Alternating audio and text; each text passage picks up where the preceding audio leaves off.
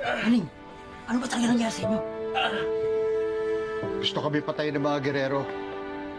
Dahil nagsalita si Fatima sa meeting de Banse. Ibinunyag niya ang kasamaan ni Miguelito. Kaya pinahanap niya kami.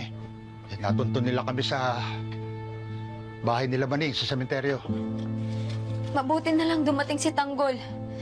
Kundi baka tuluyan na kaming napatay ng mga tao ng mga gerero. Tanggol? Mayor!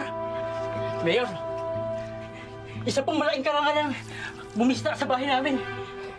Hindi ko nga po alam kung paano kayo aasikasuin eh. Mga Andoy, huwag niyo na ako kami isipin.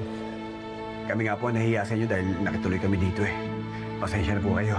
Naku, Mayor, wala po yun. Sino-sino pa bang magtutulungan kundi tayo rin? Lalo na sa mga direro na yan. Napakasama nila. Ginagamit nila yung kapangyarihan para manatili sa pwesto. Tama. Napakasama talaga ng pamilyang yon. Pinatay nila ang pamilya ko para lang itago sa mga tao ang kasamaan nila. Huwag kayong mag-alala. Bilang na ang araw ng mga gerero. Malapit na silang mapatalsik sa pwesto nila.